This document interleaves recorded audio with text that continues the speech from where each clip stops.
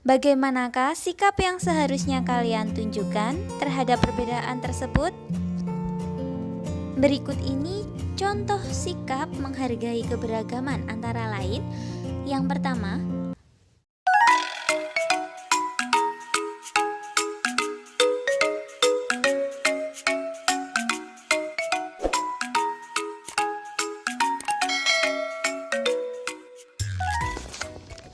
Assalamualaikum adik-adik.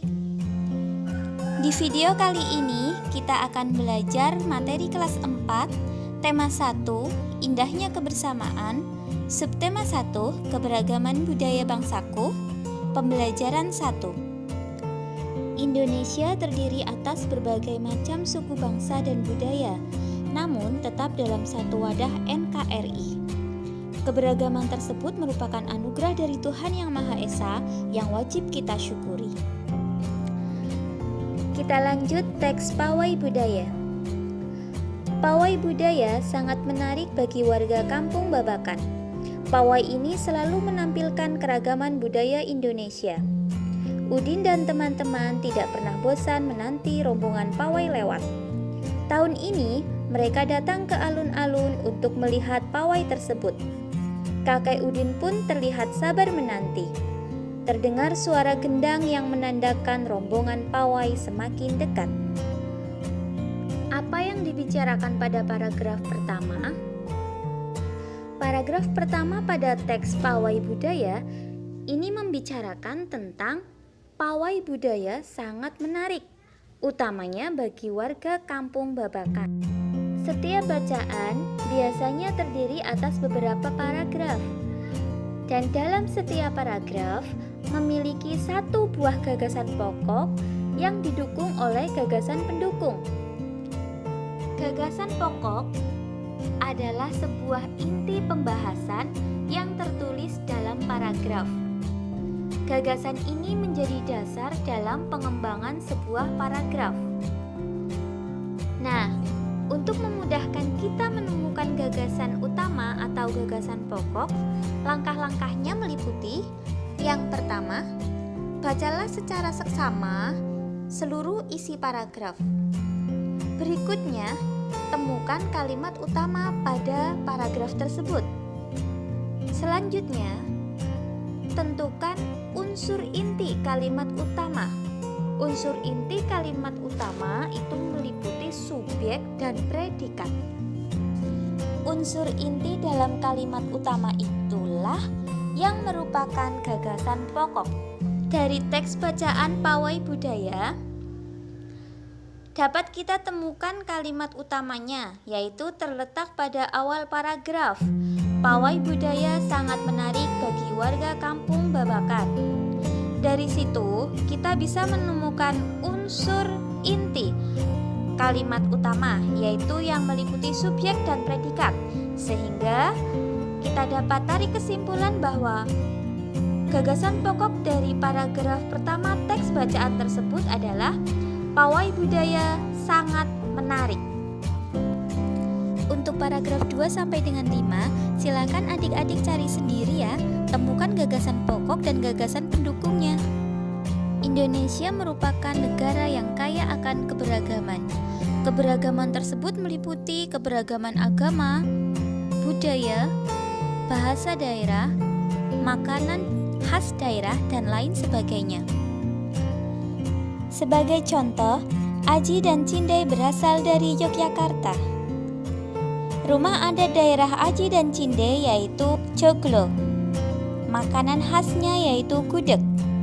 Kemudian ada Adam dan Lela yang berasal dari Betawi. Rumah adat daerahnya yaitu rumah kebaya. Kemudian makanan khas daerahnya yaitu kerak telur. Contoh yang lain ada Anwar dan Zakiyah yang berasal dari Padang. Rumah adat daerahnya yaitu rumah gadang dan makanan khasnya yaitu rendang. Adik-adik bisa mencari tahu informasi tentang keberagaman suku bangsa dengan cara bertanya kepada teman yang lain ya. Nah, jika adik-adik dengan teman di sekolah berasal dari suku yang berbeda ataupun agama yang berbeda, bagaimanakah sikap yang seharusnya kalian tunjukkan terhadap perbedaan tersebut? Berikut ini contoh sikap menghargai keberagaman antara lain. Yang pertama, kita harus berteman dengan siapa saja tanpa pilih-pilih. Berikutnya, kita tetap menghormati orang walaupun berbeda keyakinan. Yang selanjutnya, kita senantiasa bertutur sopan dan berperilaku santun terhadap orang lain. Lalu, kita juga ikut mengapresiasi akan keanekaragaman budaya di Indonesia. Selanjutnya, kita harus mencintai keberagaman serta meyakini bahwa keberagaman akan memiliki manfaat yang lebih banyak.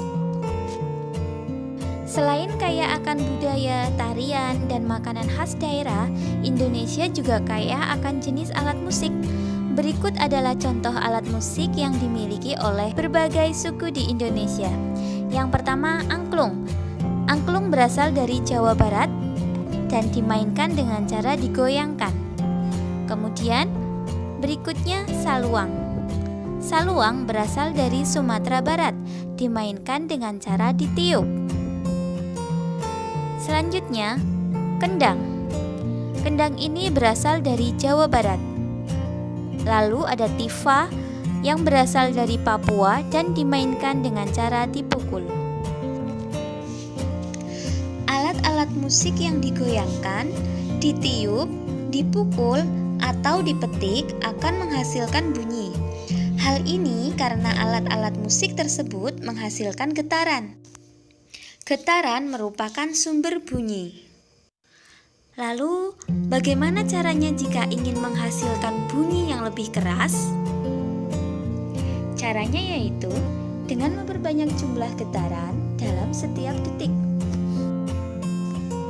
Jumlah getaran dalam setiap detik disebut dengan frekuensi. Apabila frekuensi bunyi semakin besar, maka suara yang dihasilkan pun akan semakin keras. Oke, sekian video pembelajaran 1, tema 1, subtema 1, kelas 4. Dan sampai jumpa pada video pembelajaran berikutnya. Wassalamualaikum warahmatullahi wabarakatuh.